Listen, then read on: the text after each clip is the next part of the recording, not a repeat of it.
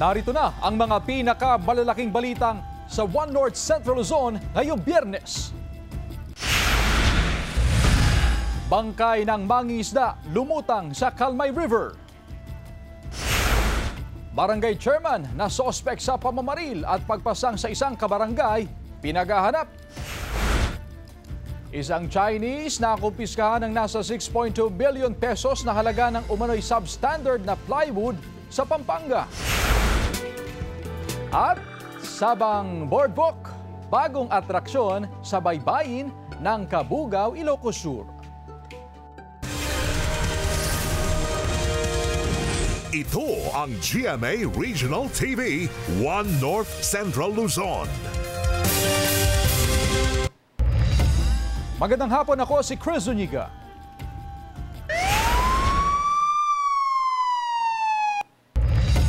Bangkay ng 59 anyos na mangingisda natagpo ang palutang-lutang sa Kalmay River sa Dagupan City. Naka-alerto Sandy Salvacio.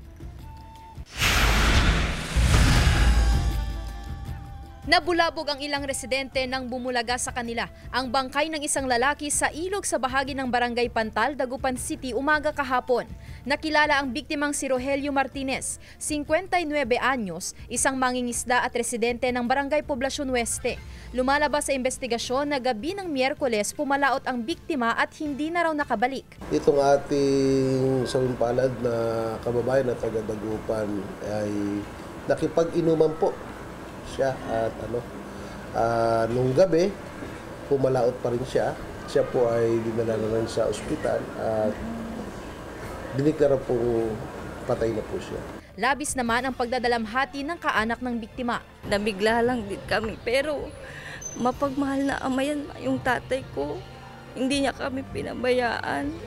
Muli namang nanawagan ang PNP sa mga mangingisda na unahing isipin ang kaligtasan at kondisyon ng katawan bago pumalaot para mangisda. Kasama si Jing Dakanay, Sandy Salvacio, One North Central Luzon. Duguan at wala ng buhay nang matagpuan ang isang hindi pa nakikilalang lalaki sa harapan ng isang bahay sa Barangay Sinabaan, Santa Catalina, Ilocos Sur kagabi. Batay sa salaysay ng mga saksi sa pulisya, nakasakay umano ng ang dalawang gunman sa dalawang kotse nang pagbabarili nila ang biktima. Nakita rin sa crime scene ang isang SUV at ilang bala ng caliber 5.56 at caliber 45 na baril. Na-recover din sa katawan ng biktima ang ilang pakete ng hinihinalang shabu, drug paraphernalia, pera, mga bala, magazine at isang caliber 45 at isang caliber 9mm pistol. Wala pang pahayag ang pulisya habang nagpapatuloy ang masusing investigasyon sa insidente upang matukoy ang pagkakakilanlan ng biktima at mga sospek. Arestado ang isang 48 anyos na Chinese national na naabutan umanong nagbebenta at nagdidistribute ng substandard na construction materials na plywood sa search warrant operation ng CIDG at iba pang otoridad sa San Simon, Pampanga. Umabot sa mahigit 7,000 piraso ng umano'y substandard na plywood ang na-recover na nagkakahalaga na mahigit sa 6.2 million pesos. Nadiskubre rin sa lugar ang isang improvised shotgun o sumpak at 4 na slugs ng 12-gauge ammunition.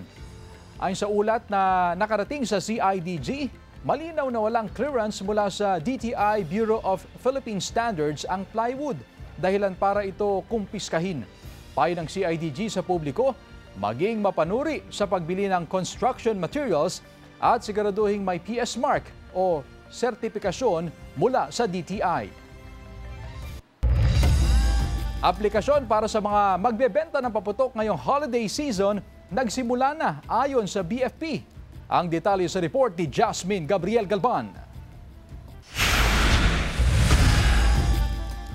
Sunod-sunod ang mga dumarating na aplikasyon ng mga negosyante na nais magbenta ng paputok ngayong holiday season ayon sa Bureau of Fire Protection. Bago mabigyan ng permit, kinakailangan munang makakuha ng Fire Safety Certificate sa BFP. So sa amin naman, mag-apply sila ng FSIC. Pag nakita naman namin at nakita namin at yung mga requirements na dapat nilang ipasa ay na-satisfied naman at na-check naman na okay ang lahat, doon kami magbibigay ng Fire Safety Inspection Certificate. Sa Mangaldan, Pangasinan, 6 pa lang na negosyante nagsumiti ng aplikasyon. Ayon sa BFP Mangaldan, hindi nila pahihintulutan ng sino man na magbenta ng paputok kung walang kaukulang permit. Sa nakalipas na mga taon ay umaabot sa lampas 30 aplikasyon ang natanggap ng BFP Mangaldan. Sila po lang, kasi sila po ang kumuha ng permit. Magiging mahigpit tayo dun. Yes po, ma'am. Actually po, mga ilang years, marami po sila, pero 6 po sila ngayon. Kasabay nito, inilabas na ng BFP ang listahan ng mga ipinagbabawal na paputok. Kabilang dito ang Piccolo, Pop Pop, Goodbye Philippines, Crying Bading, Yolanda, Goodbye Napoles, Watusi, Plapla, Giant Quitties, Super Lolo, Atomic Triangulo, Mother Rocket, Lolo Thunder, Pillbox, Kabasi, 5 Star, at Giant Whistle Bomb. Magiging mahigpit ang otoridad para matiyak na walang makapuslit ng mga nagbebenta ng iligal na paputok na magsisimula 1 o 2 araw bago ang Pasko at magtatagal hanggang December 31, 2025. Paalala ng BFP na sa mga designated firecracker zone lang maaaring magbenta ng paputok. Jasmine Gabriel Galban, 1 North Central Luzon. Pansamantalang inilipat ang Rural Health Unit 2 ng Barangay Bunlag, Calasiao, Pangasinan sa katabing bakanting opisina ng Barangay Hall. Inaayos daw kasi ang bubong at kisame at pinapaganda rin ang loob ng RHU building. Hindi naman naantala ang serbisyong medikal ng barangay at inaasahang matatapos ito sa buwan ng Enero sa susunod na taon. Kasi isang problema na nandyan, kaya under renovation, todo at the same time, kailangan na rin pagandahin. Masaya po kami kasi ginagawa na at wala nang tulo-tulo ng tubig.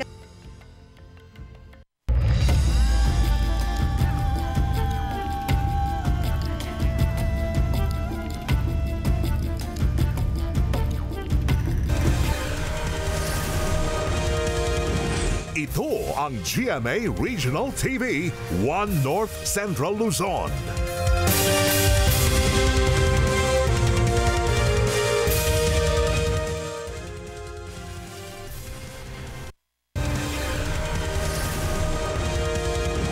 Ito ang GMA Regional TV, 1 North Central Luzon.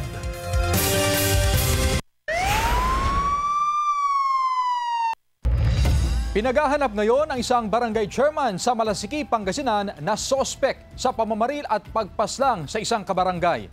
Naka-alerto Jewel Fernandez.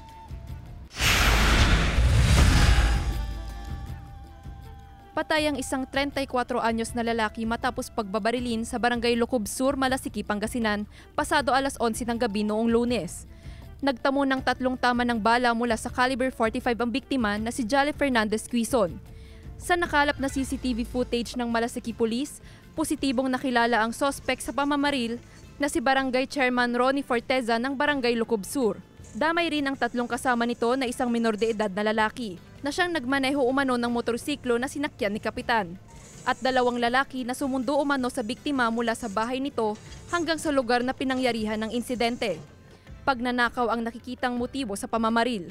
Ito daw na biktima ay ninakawan umano si Kapitan ng kambing yata. And itong record din ng victim is meron siyang previous criminal records na rape case yata, and then nakulong, and then bumalik na sa komunidad. Agad namang nagsagawa ng hot pursuit operation ang kapulisan at nadakip ang 3 tinukoy na kasama ni Forteza. Nasa pangangalaga naman ng MSWD ang minor de edad. Wala pa silang pahayag. Samantala, pinaghahanap pa si Forteza na siya umanong bumaril sa biktima. Na-file na po natin ng murder, Kapitan at saka yung mga kasama niya, at bahala na sa korte. Ang importante na-solve natin yung shooting incident.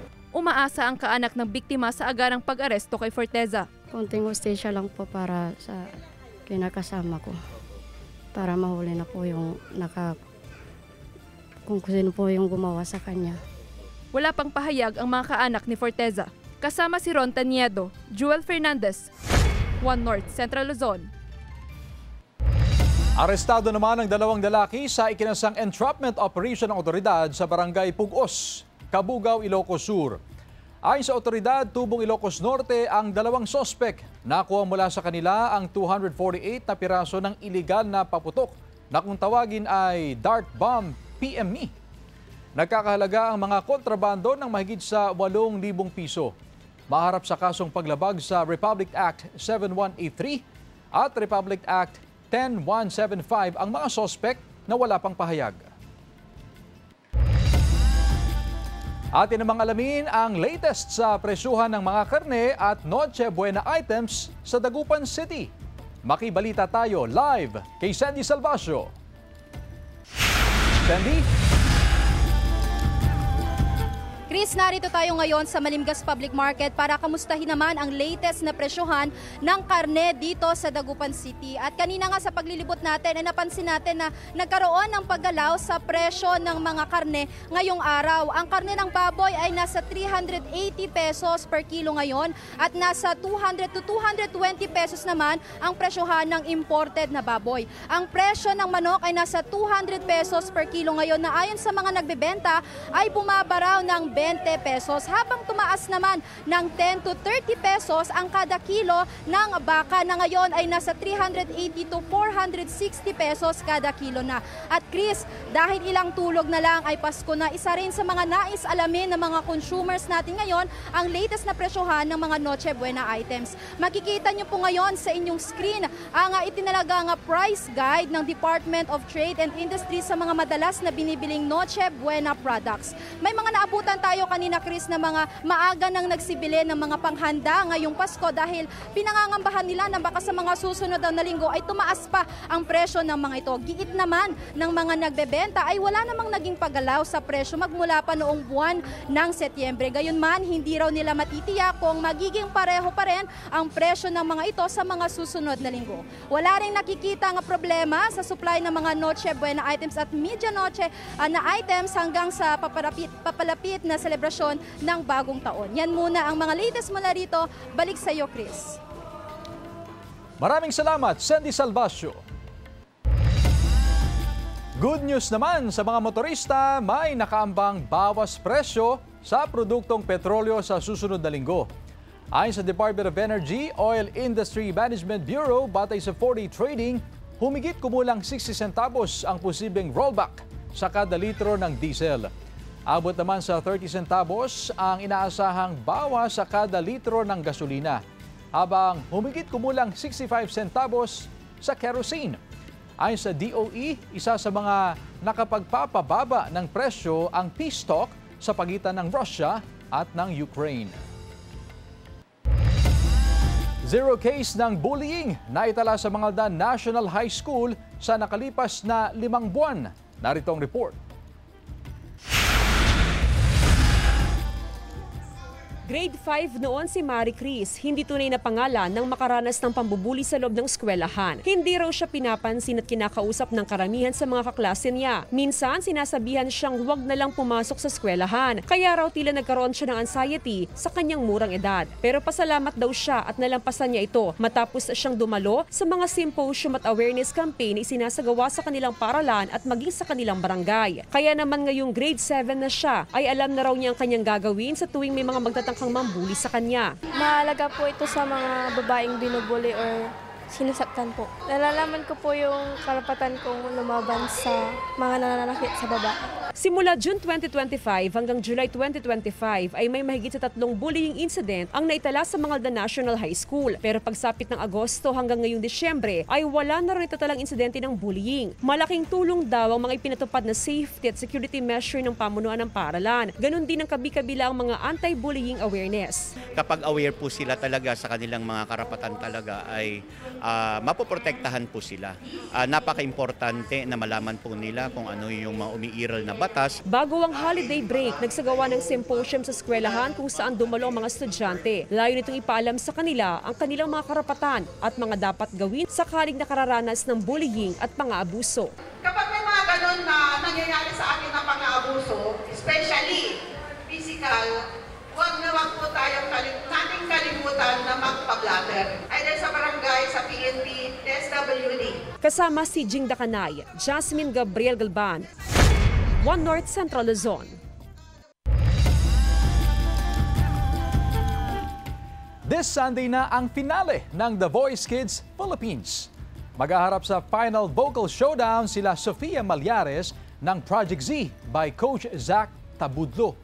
Yana Gopio ng Team Believe ni Coach Billy Crawford. Marian Ansay ng Jewel Squad ni Coach Julian San Jose. At Gianni Sarita ng Benkada ni Coach Miguel at Paulo ng Ben and Ben. Isa sa kanila ang tatanghaling The Voice Kids Champion. Kaya naman abangan yan sa Linggo, 7 p.m. dito sa GMA. Hosted by Kapuso Primetime King, Dingdong Dantes.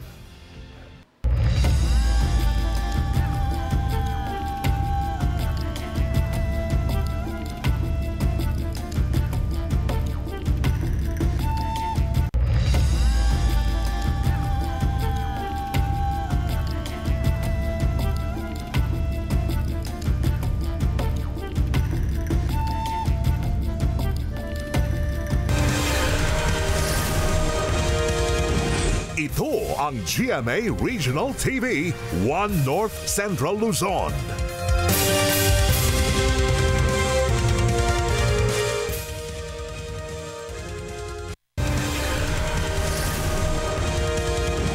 Ito ang GMA Regional TV, 1 North Central Luzon. Sugatan ang 11 katao sa nangyaring aksidente sa kahabaan ng Barangay 16 sa Nicolas, Ilocos Norte. Ayon sa MDRRMO, isinugod sa ospital ang mga sugatan kabilang na ang 2 menor de edad na pawang pasahero ng bus. Sugatan din ang driver ng pick-up. Ayon sa driver ng bus, bigla umanong umagaw ng linya ang kasalubong na pick-up. Sa investigasyon ng pulisya, nakaidlip umano ang driver ng pick-up na sanhi ng aksidente. Wala pang pahayag ang driver ng pick-up at mga sugatang biktima. Ika-4 na quarter ng social pension ng mga senior citizen sa Dagupan City, ibinigay na ng LGU. Sundan sa report. Ika-4 na quarter ng taon, ibinigay na ang ika-4 na social pension ng mga senior citizen sa lungsod ng Dagupan. Ibinahagi ng DSWD sa pamamagitan ng lokal na pamahalaan ang 3,000 pesos cash sa 4,923 senior citizens mula sa iba't ibang barangay. Ang 67 anyos na si Nanay Ruby, pandagdag niya raw ito sa pambili ng Noche Buena. Pandagdag para ano naman, masaya. Enjoy! Ayon sa Office of the Senior Citizens Affairs, limitado ang mahigit 5,000 slot ng mga senior citizens sa syudad, lalo't mahigit 20,000 ang kabuuang bilang. Hindi pa nadadagdagan many years ago na yon. Hanggang ngayon ganun pa rin. Only new pensioners come in if somebody dies. Ngunit ilang buwan bago ang pamimigay ng social pension, natanggal sa listahan ang mahigit 500 beneficiaries matapos madiskubreng tumatanggap ang mga ito ng pensyon mula sa SSS. Maliban sa pagiging indigent, dapat daw ay hindi rin nakatatanggap ng anumang pensyon ang mga beneficiaries ng social pension. Basta may pension, SSS, GSIS, PBAW, all those people who have children abroad na malaki din binibigay sa kanila, o yung mga stable ang mga families nila dahil mga anak nila ay magagandang mga hanap buhay. Dahil sa nangyari, muling magsasagawa ng validation at assessment ang DSWD Regional Office kasama ang LGU upang tignan kung sino-sino ang mga may dadagdag sa listahan. Kasama si Jing Dakanay, Sandy Salvacio, 1 North Central Luzon.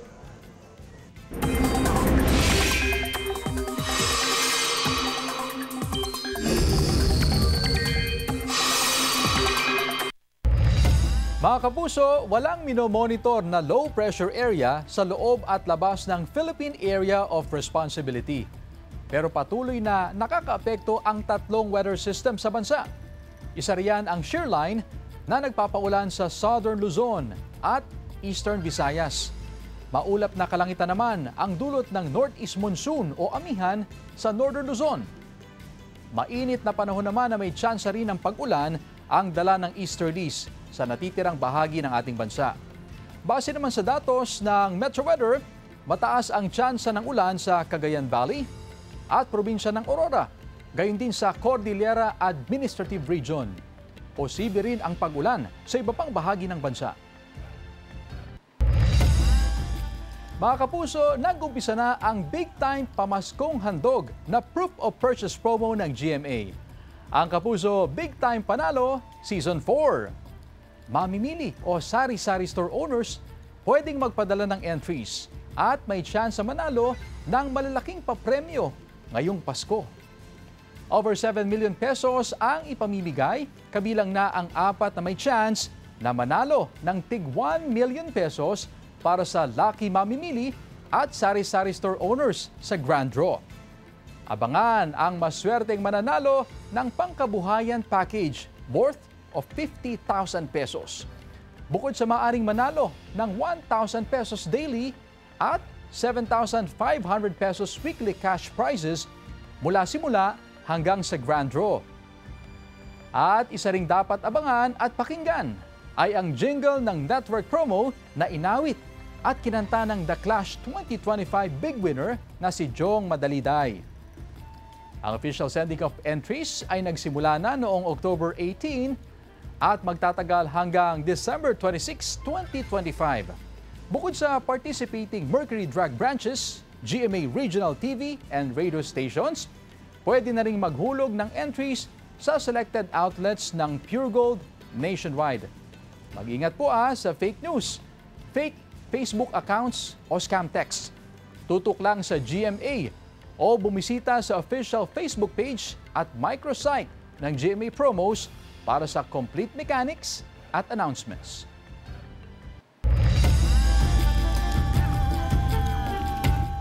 World-class Kapampangan fashion bumida sa Carictan Runway sa Pampanga. Silipin sa report. Kilala ang probinsya ng Pampanga pagdating sa mga pagkain at paggawa na nagagandahang parol. Pero alam nyo ba na haligi rin ito ng mga pinakamagagaling na fashion icons sa bansa at bilang pagkilala sa designers, itinampok ang kanilang mga obra sa isang fashion show bilang pagdiriwang ng ika-454 Aldo ning Kapampangan. Ipinakita sa runway ang mga world-class creations ng iconic designers. Isa sa inabangan ng lahat ang mga likha ng homegrown talent na si Mac Tumang, na pinarangalan din dahil sa husay at karangalang ibinigay niya sa bansa. Mula sa iconic lava gown ni Catriona Gray hanggang sa festive national costume na festihada ni Atisa Manalo. Maraming pwedeng pahugutan pero isa na siguro yun dahil very into culture tayo kasi very exposed ako even before. Of course, very proud din na syempre happy na recognize tayo. Binigyan din ng spotlight ang mga likha ng Kapampangan local artist. Bawat likha sumasalamin sa malalim na kultura at malikhaing tradisyon ng Pampanga, kaya't hindi nakapagtatakang hinahangaan ito ng fashion icons at enthusiasts. Being an artist, kapag merong ganitong mga venue, mas nabuboost yung aming confidence at mas napapalawak pa yung aming nalalaman. Patunay lamang ito na nakikilala sa larangan ng sining ang probinsya, hindi lang sa bansa kundi maging sa buong mundo. Jewel Fernandez, One North Central Luzon.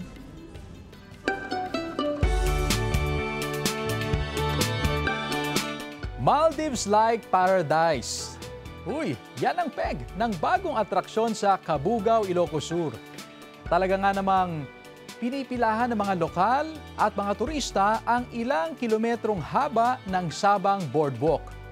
Perfect spot ang lugar para sa mga nais mag-sunset seeing. At siyempre, hindi mawawala ang picturesque ambience ng naturang lugar. Tinaguriang surfing destination rin ang lugar kung saan ginaganap ang Cabugao National Surfing Championship na ninalahukan ng mga kilalang surfers mula sa iba't ibang panig ng mundo. Mga kapuso, 13 days na lang, Pasko na. Samantala, mapapanood niyo po ang episode na ito at iba pang pinakahuling lokal na balita sa official website ng GMA Regional TV, www.gmaregionaltv.com. Pwede rin kayong bumisita sa aming official YouTube channel, GMA Regional TV, at i-click ang subscribe button para sa pinaka-maiinit na balita mula sa mga rehiyon. Nais din naming pasalamatan ang mga kapuso sa Hilaga at Gitnang Luzon, maging ang mga kapuso natin abroad. Dahil sa GMA Regional TV, local news matters.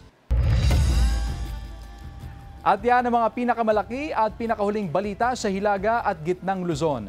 Maraming salamat sa pagsama sa amin pati na ang mga kapuso sa ibang bansa na tumutok sa mga balita sa rehiyon. Ako po si Chris Zuniga. Kami ang GMA Regional TV, One North Central Luzon.